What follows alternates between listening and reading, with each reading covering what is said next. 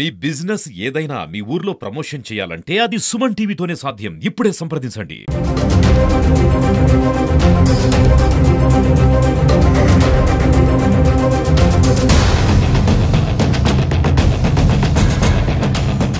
Welcome to Suman TV. నేను నాగరాజ పుంగనూరు. రోజు రోజుకు మానవీయతా విలువలు దిగజారిపోతున్నాయన్న దానికి పుంగనూరు నియోజకవర్గంలోని చౌడేపల్లి మండలం ఆమనిగంట పంచాయతీలో నిదర్శనంగా నిలిచింది.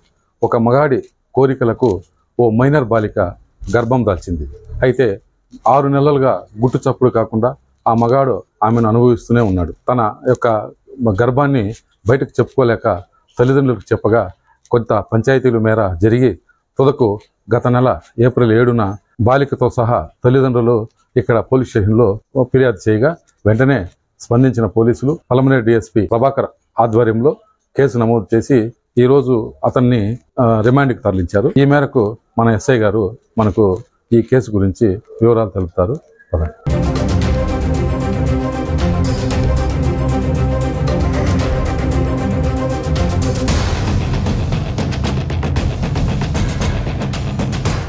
చౌడేపల్లి పోలీస్ స్టేషన్కి సంబంధించిన crime number 45/25 case SC/ST and POCSO కేసులో ముద్దాయి అయిన బురుసు నాగేంద్రను ఈరోజు పలమనేరు డిఎస్పీ సార్ గారు మధ్యాహ్నం అరెస్ట్ చేసి రిమాండ్కి పంపించడం జరిగింది.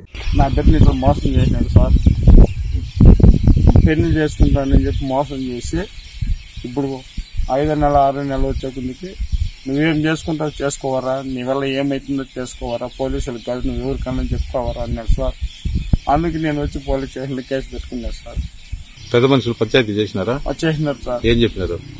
నీ కూతురికి న్యాయం చేస్తాం రా అని చెప్పినారు సార్. ఇప్పుడేమి అప్పుడు ఏం లేదు సార్, వాళ్ళు ఆ 40,000 మీరు తీసుకోలేదు సార్. ఇప్పుడు నా కూతురికి న్యాయం చేయండి సార్. అంతే, ఇంక నేను ఏం అడగలేదు సార్. నేను డబ్బు అడగలేదు, మిమ్మల్ని ఏమీ అడగలేదు. ఏం జరిగింది చెప్పు. ఎవరు అతని పేరేమ్మా? ఎట్లా జరిగింది ఇది?